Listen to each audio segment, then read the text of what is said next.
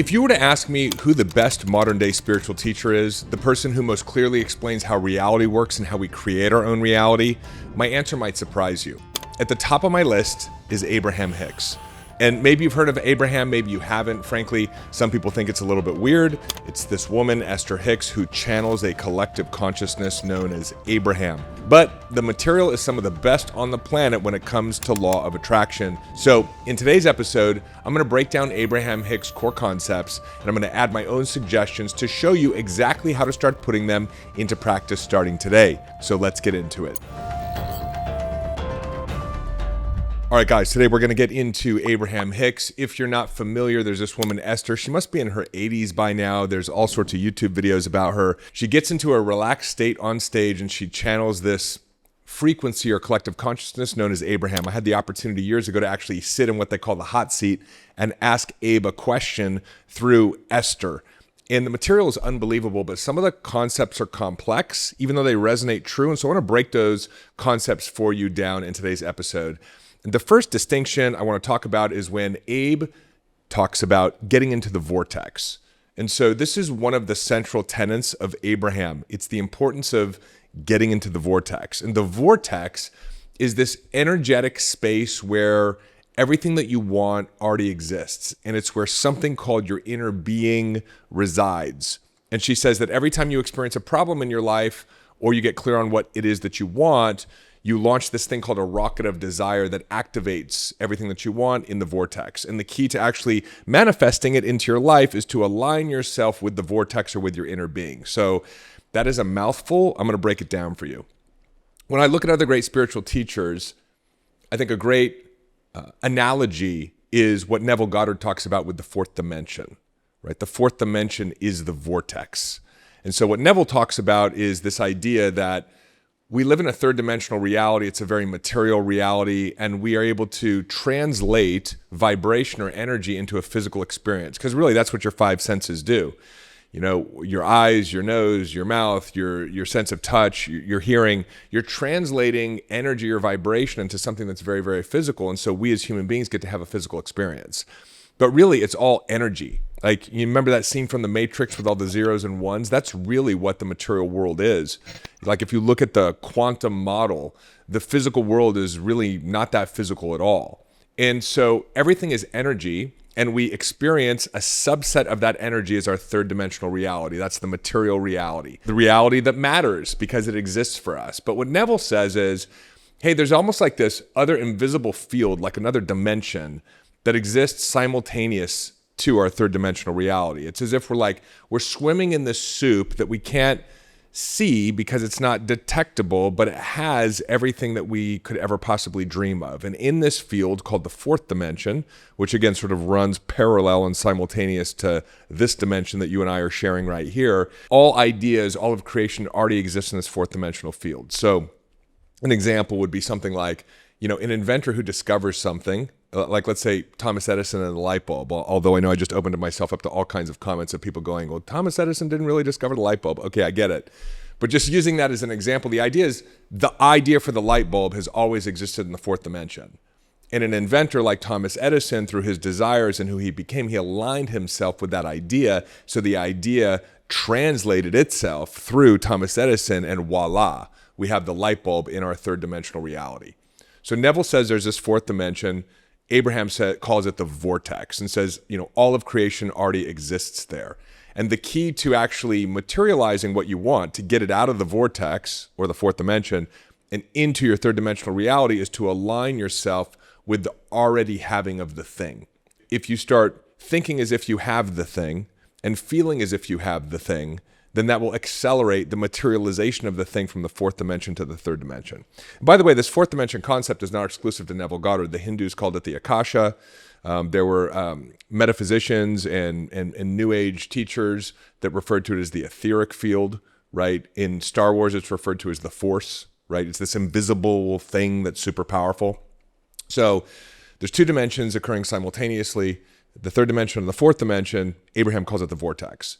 And so it's like, well, it doesn't do me a lot of good if there's $1 million in the vortex, but it's not in my bank account. So how do we actually get it from the fourth dimension to the third dimension? And what Abraham says is you have to align yourself with your inner being. So your inner being also lives over here in this vortex. What does that mean? I'm going to get into it a little bit more with the inner being distinction, but the bottom line is that if you can start to think like and feel like and act like the person who already has the thing that you don't yet have, but that exists in the vortex, then given a certain amount of time, 100% of the time, you will actually produce that thing into your third dimensional reality. And that's challenging for people. Again, this is like Neville Goddard's law of assumption. You assume you already have the thing. It just hasn't shown up yet. And if you notice, if you assumed you already had the thing, you'd relax. You'd start thinking differently. You'd start feeling differently. You'd start actually acting like the person who already had it. Like a really simple example is people worry that they're not going to meet their soulmate. They're going to be alone for the rest of their life. But if I could go to the future and come back and go, hey, John, hey, Jenny, like I already went to the future. You do meet your soulmate. You'd chill out now.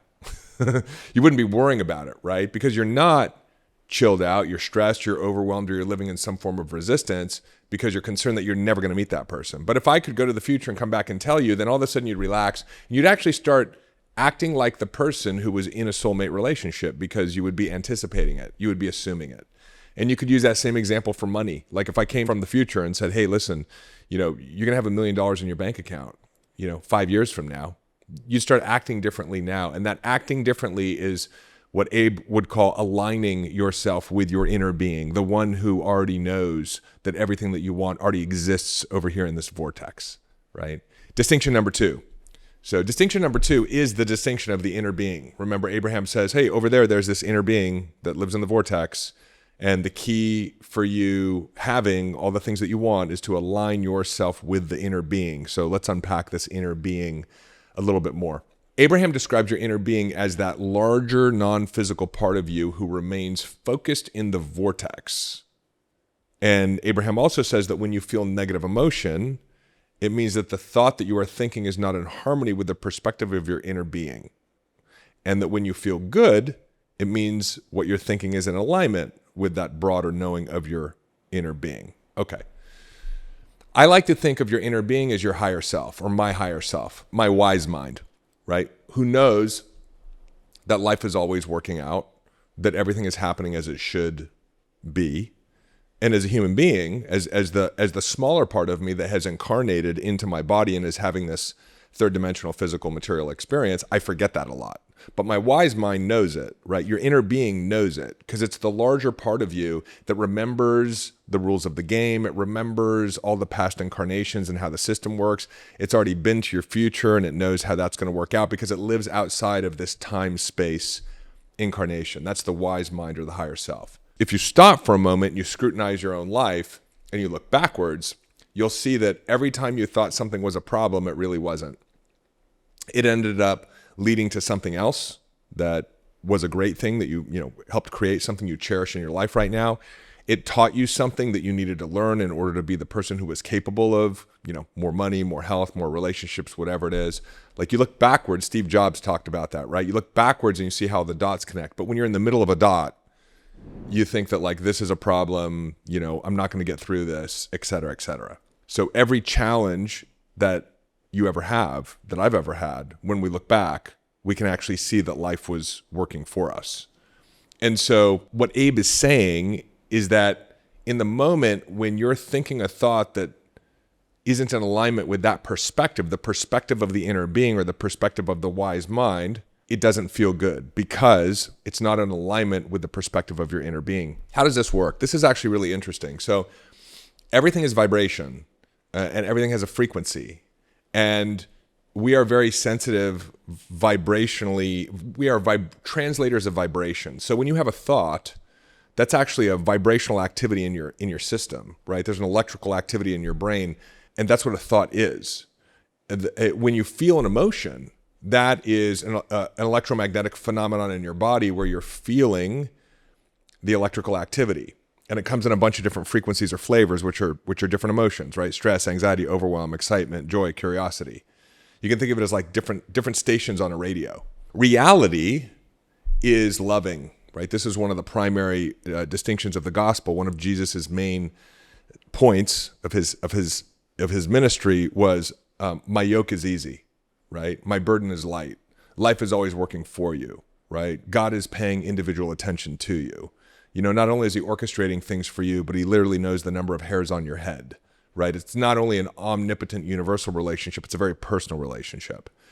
And so what Christ and other great avatars came to tell us was like, look, life is loving. The frequency of reality is love. And so when you start thinking thoughts like you're not good enough, it creates a dissonant type of electrical energy in your nervous system, and you feel that dissonance as a negative emotion. So when you're feeling stress or anger or jealousy or overwhelm, those emotions are a byproduct of thoughts that you're having. And those thoughts, if you look at them 100% of the time, are thoughts that are not in alignment with the idea that life is always working for our greatest growth, our greatest prosperity, and our greatest evolution. So the byproduct of thinking in a way that is not in alignment vibrationally with how reality functions is a negative emotion. I think that's clear, right? It's not the simplest concept, but I think it's clear. Abe explains it in a way that a lot of people don't understand, because what Abe says is, when you think a thought that's not in alignment with the perspective of your inner being, it moves you into a negative emotional state, right? What I'm suggesting is that life itself has a vibrational quality, which is love. It's working in these amazing ways that create synchronicities and rendezvous and learnings and teachings. And yes, there are challenges, and yes, there's loss. And I'm going to get to that in a moment. But when we look backwards, we can see how all the dots connect and everything was always working for us. But in the present moment, if you're having a thought like, I'm not going to have enough, or I'm going to run out of money, or I can't trust people, reality doesn't view that as true. And so you have this emotional guidance system inside of you that almost goes off like a lie detector test. And the way that it goes off is the negative emotion. Stress, anxiety, overwhelm, anger, depression, whatever it looks like. What Abe is saying is very similar to one of the primary principles that I teach, was that if you're thinking a thought that doesn't feel good, it means it's not true. It's not in alignment with the greater perspective that reality has on the situation and all of the pieces and parts that are at work here. And again, we can verify that by looking backwards into our life. An example would be, my addiction. I spent decades in my alcohol, drug, and sex addiction, and I could think that that was something that has prohibited me from actually achieving what I could have achieved or what I came here to achieve. But if I think that thought, if I'm sitting by myself going oh man, I really wasted 20 years on my addiction, it doesn't feel good. Why? Because it's not in alignment with the perspective of my inner being, or the perspective of reality, which is that no, that was supposed to happen. It did happen. I can make amends to people who I hurt, but it hasn't actually limited me. That's exactly why I'm sitting here having a conversation with you, is because, I guess I came here to suffer, to learn how to transform suffering so I could teach other people how to transform their suffering.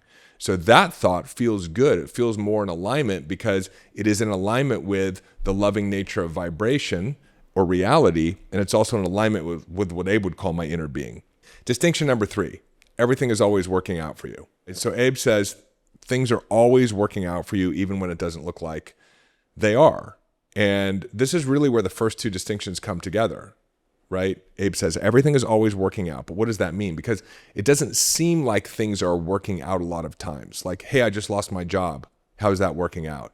Hey, I just got a pretty bad health diagnosis. How is that working out? Look at what's going on in the world. How is that working out? So fundamentally, what Abe is saying is that we have to experience what we don't want in order to know what we do want. So Abe says, look, what you call problems are really points of clarification. In other words, you have 8 billion people on the planet with a lot of different perspectives, a lot of different desires. We're all creating our own reality. And so each of our own realities are bumping up against everybody else's reality. And so it's natural that we would experience friction, or what they call contrast, or problems. But what you're supposed to do is notice the contrast, right? Notice the thing that you don't like, but don't get attached to it. Hey, I don't like the amount of money in my bank account, right? I don't like losing my job. But remember, in that moment, what Abe says is you're launching a rocket of desire for the opposite. In other words, you're activating the opposite in the field without even needing to be intentional about it. So the opposite sounds like, I want to be prosperous. I want to have more money, right? I want to have a job I love, or I want to start my own business. And so now all of a sudden that becomes active in the 4th dimension just through you running into something you don't like. There's nothing you had to do. You run into something that is a problem, immediately the solution starts to become activated in the field. But remember, then we have to align ourselves with the person who has already accomplished the solution, right? We have to think like the person who has the solution. We have to act like the person who has the solution. We need to feel like the person who has the solution.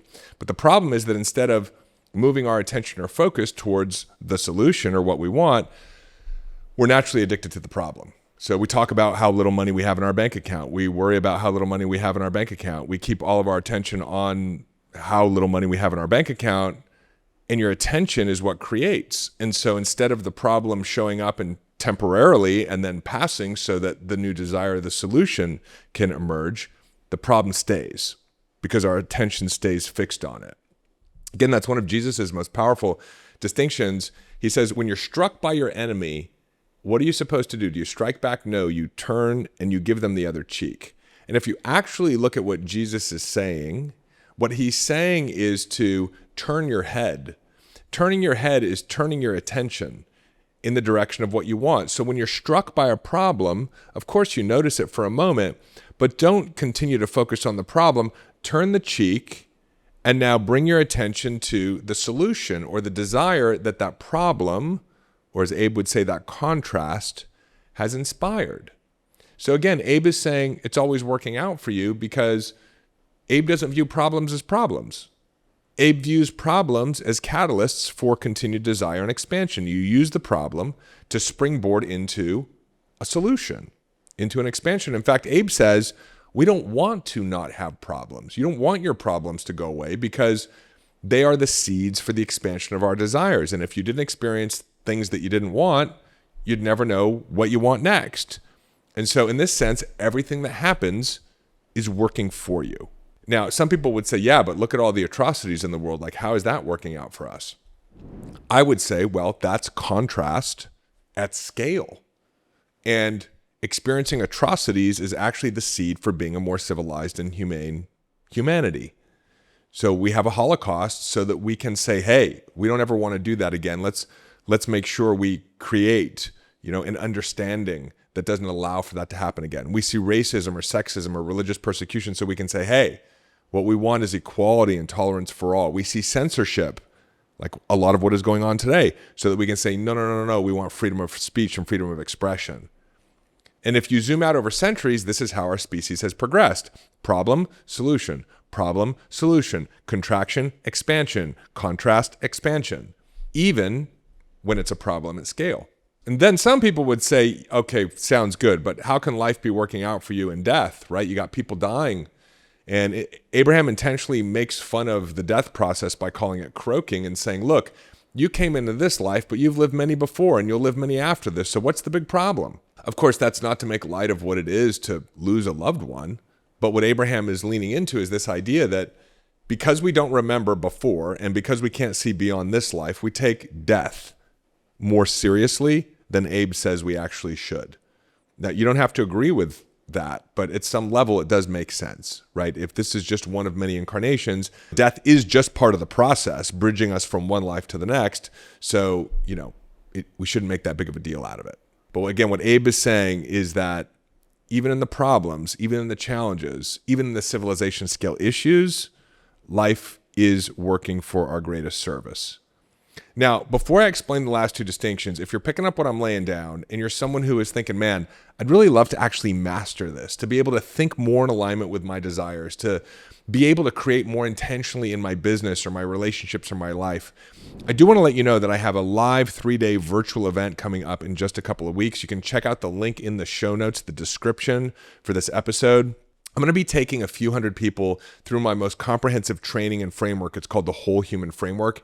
And over 3 days, I'm going to work hands-on with you from the comfort of your own home on identifying what it is that you want, helping you become aware of what's holding you back, using some of the most advanced tools and frameworks to transform your resistance and limiting beliefs, and giving you a system to help you rewire your beliefs and transform your reality. It's something that I usually reserve for my high-level coaching and clients, and ordinarily, I only do this in person, but I know that if you're a fan of this show, that as much as you love studying and learning these concepts, you're probably wanting to integrate everything that you're learning at a much deeper level so that you can actually change your mind and change your life. So check out the link in the description, reserve your seat, join me in our community for 3 unbelievable days of transformation. So that said, let's get into distinction number 4. Distinction number 4 is the present moment is old news. This is one of my favorite Abraham distinctions. And man, it's so simple and so powerful. Abraham says, when you're working on shifting your beliefs, some people have a hard time doing it because they're using their current reality as evidence for why they have to hang on to their old limiting beliefs. So they look at their bank account and they say, see, money is hard to make, right? They look at the relationship they're in and they go, see, he or she, doesn't understand me. They look at their business and they see, you have to work really hard if you want to be successful. That's what's in front of me. But what Abe is saying is what's in front of you is old news. Because if everything that we're talking about here in terms of creating your reality is true, it means what's showing up in your life today, literally today, as you're listening to this episode, is based on what you've been thinking and feeling for a while before today. Your present reality is a byproduct of your habit of thought and habit of emotion. So it's not like your reality materializes or manifests instantaneously, which is a good thing, because that would mean every negative thought you have, you'd instantaneously manifest a negative result. Reality requires a consistency in your thinking and in your feeling as you're putting off this vibration into this vibrational reality, and as all that is, the universe, God, Jesus, Allah, however you want to describe it, is organizing, receiving your vibration, and then organizing your reality and feeding it back to you. What you're experiencing today is old news. And so that's important to understand, because if you're working on developing new beliefs or making new powerful decisions in your life, you're going to need to make them in the midst of a reality that doesn't reflect back to you evidence for what it is that you're deciding. And for a little while longer, reality is probably going to reflect back to you evidence of the old limiting belief or the old pattern. And again, Neville Goddard talks about staying loyal to your new decision. When you establish a new thought or a new belief, you have to stay loyal to it for a little while. You hold true to it, and that willingness to stay committed to the new decision or the new belief over time will force reality to adhere to that new decision or that new belief. And we can see that your brain is neuroplastic. So the good news is you can change your brain. The bad news is that if you don't practice the new belief and really ignore your current reality and stay loyal to the new belief, you'll go back to the old belief system. In the same way, your reality is representing the neuroplasticity of your brain. And that's why sometimes your reality will change for a little bit, and then old shit starts to show up in your reality again, and it's very easy to undecide. It's very easy to go back to the old limiting belief. But what Abe says is the present moment is old news. Remember that as you're doing personal development work. You do control your reality. You do get to command reality. You get to make new decisions, new beliefs on demand and on command. And you're going to have to navigate through this period of time where your current reality is not reflecting your new belief systems, and have to be patient as eventually your reality changes. Distinction number 5, upstream versus downstream. So Abe says, when you have upstream thoughts, you're pushing against the current of your own well-being. But when you have downstream thoughts, you're in alignment with the flow of who you really are. Downstream feels like ease, like things are unfolding, like the right ideas and timing are coming to you. You never have to go upstream. Everything you want is downstream. So what is Abe talking about here? What Abe is talking about is finding a better feeling thought. And so if you notice that you are in what I would call a primal state, some stress, anxiety, overwhelm, anger, jealousy, know that the only reason you feel that way is because of the thought that you're having. In other words, your external circumstances are not determining how you feel. The meaning that you're giving the experience determines how you feel. And at any given moment, you're either in what I call a powerful state or a primal state. And so a primal state is a byproduct of thoughts that are upstream. That's how Abe would describe it. You're thinking against reality. Remember, you're not in alignment with how your inner being sees the situation. And what you want to do, just like a boat going upstream, right? Super hard to paddle and you're not really making any progress. What you want to do is you want to pivot your thoughts downstream. Downstream thoughts feel good. They feel easy. They're in alignment with what you want to create. And so, for example, an upstream thought, a thought that moves you into a negative emotion might be something like, things never work out for me. And so what Abe is encouraging is, can you just find a thought that feels a little bit better, that feels a little bit more downstream? Because some people, for example, might get into affirmations or incantations and think that you just stand in front of your mirror and shout at yourself, things always work out for me, things always work out for me. But if your present reality has a lot of stuff that feels like it's not working out for you, that's probably going to do more harm than good. It's going to create even more resistance. And so Abe says, what if you could just find a thought that feels a little bit better, a little less upstream, a little bit more downstream? Like, well, most things seem to work out for me. Most things seem to work out for me. I was able to wake up today. There was oxygen when I woke up. I did brush my teeth. I had gas in the tank of my car. All the lights worked on the way to work. Gravity still functioned today. Most of the things that are going on in your life are actually working out for you, aren't they? And so what Abe says is if you can just start to go downstream a little bit more, that'll begin to align you with everything that you want. And this actually maps to our understanding of the nervous system. What you're doing is you're down-regulating your nervous system. You're taking yourself out of the fight or flight of a primal state, meaning the activation of your sympathetic nervous system, and you're down-regulating yourself into parasympathetic, which is rest and relaxation, because that's where you have resource. That's where you recharge. That's where intuition, inspiration is. That's where health and vibrancy and abundance is. All that's in a powerful state of being, states of emotion that feel good. All of that is downstream. And so what Abe is saying is, if you want a really simple way to understand how to navigate your mind and navigate your emotions and navigate reality, think of it in this sort of binary model: upstream, downstream. If you're upstream, you're not creating the reality that you want. If you're downstream, you're in the flow of creating the reality that you want. And what you can notice is what thoughts are creating this upstream feeling, right? This primal state, or what I would call suffering, and see if you can just find a better feeling thought. You don't have to start screaming out, life is abundant, I am abundant, if you feel like you're living in financial insecurity. But notice that you could go from I don't have enough to I have many things that I need, right? That's a better feeling thought. That is downstream as opposed to upstream. So 5 powerful distinctions from our friend Abraham, one of today's greatest teachers on the law of attraction, creating your reality. David explained so that you can actually understand them and use them to make some real practical changes in the way that you think, the way that you feel, and the reality that you're creating. Remember, I do have a really unique opportunity for us to spend 3 virtual days together live, going through my frameworks, helping you to unpack what it is exactly that you want to create in your life, where do you have resistance, and using some of the most advanced tools in neuroscience and metaphysics to transform your resistance into a different identity, into new belief systems. All the details are in the link. You can check that out in the description and show notes for this episode. And I hope you love this episode as much as I loved sharing it with you. If you haven't yet subscribed, become a part of our community, man. Are we growing fast? This is not a do-it-yourself project. It's a do it with others. I love you so much. Thank you for taking the time to be here with me today. And I will see you in the next episode.